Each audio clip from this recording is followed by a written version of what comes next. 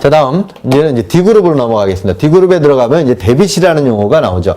데빗은 차변에 기록한 거죠. 크레딧이 대변에 기록했다면 데빗은 차변에 기록을 한 거다. 그래서 차기했다라는 건데 여기에 이제 뺐다라는 용어를 썼다는데 실질적으로 보면 이거 입장에 차이에 따른 문제인 것 같습니다. 그래서 은행 입장에서 이렇게 실질적으로 부채로 계리했던 거를 이렇게 차변으로 보내게 되면 은행에서의 어떤 그 대변에 기록했던 부분에서 빠져야 되니까 이제 빼줬다라고 보시면 되겠죠. 그래서 이런 경우에 누구 입장이냐에 따라 틀리지만 일단 부채가 줄었다라는 표현으로 보실 수가 있겠고요. 그래서 차변에 기록을 하고 그에 비해서 자산의 경우에는 이제 늘어난 경우가 해당이 되겠죠. 그렇죠? 그래서 그런 경우에 해당이 되고요. 그다음에 뭐 데빗과 관련한 뭐 카드, 뭐 직불 카드를 또 데빗 카드라고 합니다. 그래서 데빗 카드를 사용한다면 이렇게 있던 돈을 빼내가는 형태가 되니까 은행 입장에서 보면은 부채에서 차감을 하는 형태로 해서 고객이 사용하게 되면 사용한 만큼 이렇게 돈을 빼내가면서 카드 대금이 정산되는 그런 형태가 데빗 카드에 해당이 되겠죠. 그렇죠? 그래서 이런 경우에 데빗은 차변에 기록했다라고 여러분들이 기억을 하시면 되겠습니다. 자, 다음에 디펜던트, 방어를 해야 되는 사람 누구예요? 바로 소송과 관련해서는 피고죠. 소송을 당한 사람이 디펜던트가 해당이 되겠죠. 그렇죠? 자, 다음에 또 이제 가격 조건 중에서 DAP 조건이 있습니다. DAP 조건은 목적지의 인도 조건에서 delivered at place 해가지고 어떤 목적지에 해당 물품을 갖다 놓으면 매도인의 의무가 종료되는 거죠. 매도인이 목적지까지의 전부 운임과 보험 등을 전부 위험을 다 부담해야 되는 조건이 DAP 조건이다라는 거고요. DAP 조건하고 비슷한 조건이 뭐야? T 조건도 있죠. delivered at terminal 해가지고 자, 이거는 터미널에 해당되는 물품을 갖다 놔야 매도인의 모든 의무가 종결되는 그런 형태의 대금에 따른 무역거래에 따른 결제에 따른 가격 조건이었습니다.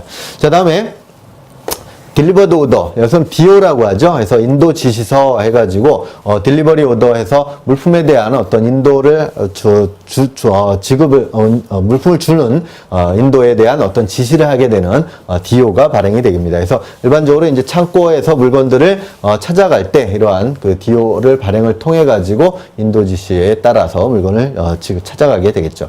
자, 다음에 무역거래 조건 중에서 딜리버리 듀티 페이드 해가지고 요거는 관세까지 지급한 조건입니다. 그래서 매도인이 관세를 지급하면서 매수인이 지정하는 특정 장소에 물건을 갖다 놔야 매도인의 의무가 종료되는 조건이고 매도인의 최고 부담이 발생하는 조건이죠. 이거에 반대되는 조건은 매수인의 최고 부담, 엑스워크 조건이죠. 그렇죠? EXW. 요거는 매수인이 매도인의 어떤 특정이 정해놓은 매도인의 공장 등 앞마당 등에 물건을 놓게 되면 거기서부터 매수인이 전부 모든 비용과 위험을 부담을 해서 물품을 인수해야 되는 조건이 엑스워크 조건이었다면 그에 비해서 매도인의 최고 부담은 이 DDP 조건입니다. DDP 조건은 관세 지급학에서 인도 조건이 되겠죠. 그렇죠? 그 다음에 딜리버리 텀에서 인도 조건이다 보시면 되겠고요.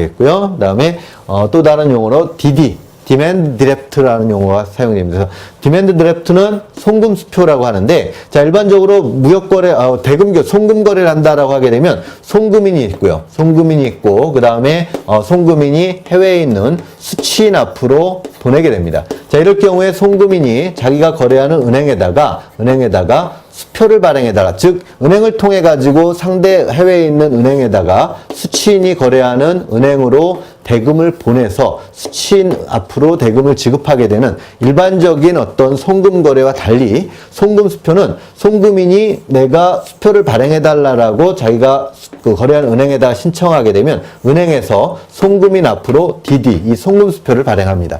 자, 그러면 송금인은 이 송금 수표를 들고 직접 발행된 은행에서 발행받은 수표 실물을 들고 자기가 해외로 나가서 또는 수취인이 국내에 왔을 때 이 사람한테 실물을 이렇게 전달을 하게 되죠.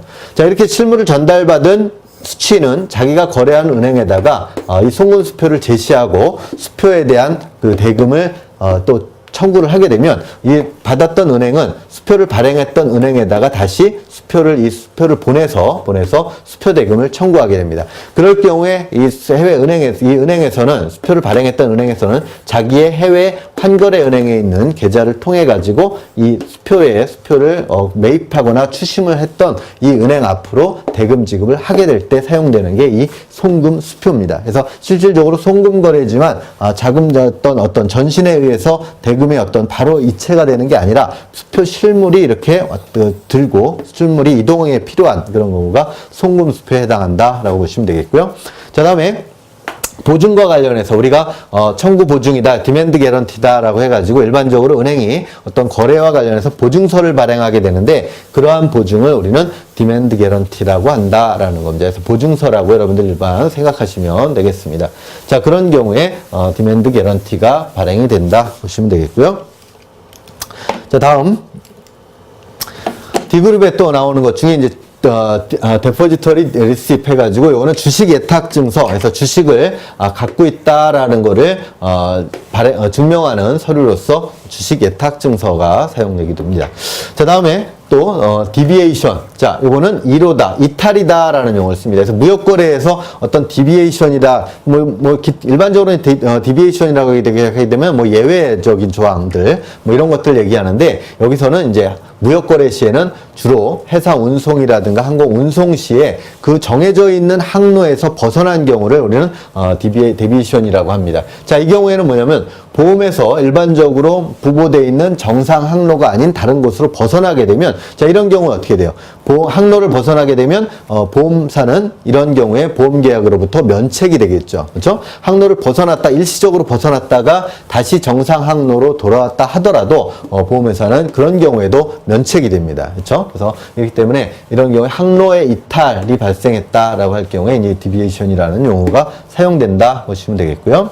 다음에 무역거래에 따른 어떤 대금 결제 방식 중에서 추심 방식으로 DA 조건과 DP 조건이 있습니다. DA 조건은 Document Against Acceptance라는, 즉 서류를 인수한 다음에 인수를 먼저 합니다. 즉 수출상이 자기가 거래하는 은행을 통해서 추심을 의뢰해서 의뢰한 은행에서 수입상이 거래하는 수입상 임포터라고 하죠. 임포터라고 엑스포터라고 하겠습니다.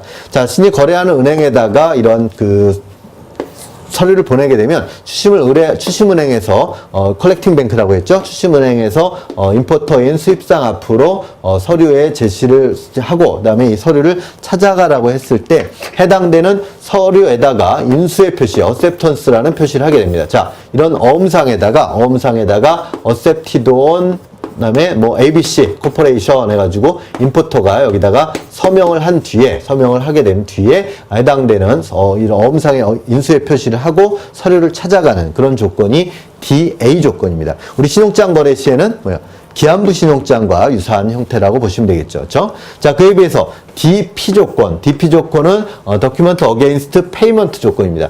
Payment 조건은 뭐예요? 바로 이 서류를 찾아가기 위해서 인수행위를 하는 게 아니라 바로 해당 대금을 지급하고 그 다음에 서류를 찾아갈 수 있는 조건. 우리 신용장 거래에서는 일람불 방식하고 유사하다 보시면 되겠죠. 그래서 DA와 DP 이런 거래 방식은 은행에 지급하기 없이 두 당사자들 간의 어떤 신용에 근거하고 중간에 은행들이 나타나는 그러한 어떤 대금 결제 방식이다라고 보시면 되겠습니다.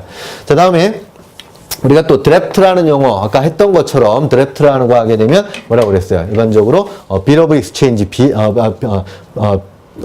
of Exchange가 아니라 일반적으로 어음이다라고 했죠. 그래서 빌이다라는 용어를 씁니다. 그래서 Bill of Exchange 맞네요. 환어음 등을 얘기하는데 이런 경우에 이제 환어음의 같은 용어로서 드래프트라는 용어가 사용된다 말씀드렸죠. 그래서 이런 경우에 드래프트는 일람불 방식과 기한부 방식으로 나눠지고 일람불 방식은 사이트 드래프트 또 사이트 빌 또는 기한부 방식은 텀 또는 타임 드래프트라고 한다라는 거 기억하시면 되겠습니다. 그렇죠? 그래서 드래프트는 환어음이다 보시면 되겠고요. 이러한 환어음 거래와 관련해서는 어음의 발행인은 해당 대금을 받아야 될 사람이니까 무역거래 시에서는 수출상이 어음의 발행인이 된다 말씀드렸습니다. 그런 수출상이 드로어가 드로이 앞으로, 수입상 앞으로 어음을 발행하기도 하고, 경우에 따라서는 신용장 거래 같은 경우는 어음상의 지급인이 신용장을 개설한 은행이 대금 새로운 하나의 어떤 신용장 거래에 따른 계약이 성립한 거기 때문에 그런 경우에는 드로이 자체가 개설 은행에 오게 되겠죠. 그렇죠? 그래서 이런 거에 어음상의 지급인이 드로이가 되겠고 어음의 발행자는 드로어가 됩니다. 그래서 돈을 받아야 될 자가 돈을 지급해야 될 자 앞으로 어음을 발행하면서 제3자가 여기에 개입해서 대금을 대금을 청구하게 되는 그런 형태 거래가 환어음이다라는 거죠. 그래서 일반적인 약속어음과 달리 매도인인 즉 수출상이 채권자가 발행을 하게 되겠고 그다음에 채무자 이외에 다른 제3자가 또 나타나게 된다라는 게 환어음의 특징이다 보시면 되겠습니다. 자, 다음에 이번에는 또 보면 이 그룹에 보면 또 일렉트로닉 데이터 인터체인지라는 용어가 나옵니다. 그래서 EDI라는 용어죠. 그래서 전자적 형태로 어떤 서류를 교환하는 그런 형태의 방식입니다. 그래서 서류에 의한 교환 방식이 아니라 전자적으로 어떤 계약서라든가 기타 여러 가지 서류들을 전자적으로 처리하게 되겠고요. 그래서 최근에는 ELC다, 이네고다라고 해가지고 전자적으로 처리하는 그런 형태의 거래 방식을 EDI라는 용어를 쓰게 됩니다. 그래서 일렉트로닉 데이터 인터체인지다라고 보시면 되겠고요. 그 다음에 엠바고 해가지고 이거는 수출 금지, 상대 국가에서 수출을 금지한다든가 하는 그런 국가의 어떤 정책에 따라서 이루어지는 경우가 여기 해당이 되고요. 그 다음에 이제 엔도스 해서 이거는 배서입니다. 그래서 어음상에다가 이제 배서를 하게 되는데 이런 경우에 배서를 받은 자를 엔도시라고 합니다. 배서를 하는 자를 엔도서라고 하겠죠. 그래서 여기서는 반대되는 엔도서도 같이 기억을 해놓으시면 될 것 같습니다. 그렇죠?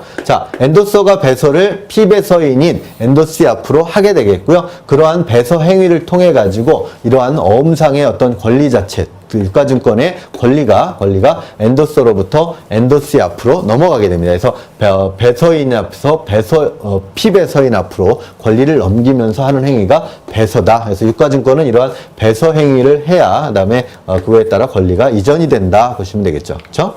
자, 다음에 잉글리시 커레스폰던트 여기서 어떤 전신문, 통신문 이런 걸 얘기하고요. 그다음에 무역 계약과 관련해서 익스클루시브 컨트랙트. 자, 누구를 배제시키는 계약이다 보니까 독점 계약이라는 용어가 사용이 되겠죠. 그다음에 엑스포트 클리어런스. 자, 수출과 관련된 통관이라는 용어죠. 수출 통관과 관련해서는 엑스포트 클리어런스라는 용어가 사용이 되고, 그 다음에 엑스포트 인슈런스, 수출과 관련된 어떤 금융거래, 또 무역거래 등에 할 때 그런 금융거래를 엑스포트 인슈런스라고 한다라는 거 보시면 되겠고요. 그 다음에 엑스워크 조건, 우리가 EXW라고 줄여서 얘기했는데, 아까 보셨던 것처럼 DDP 조건의 어떤 과 달리 엑스워크 조건은 매수인이 최고 부담이 일어나게 되는 조건이다라고 보시면 되겠습니다.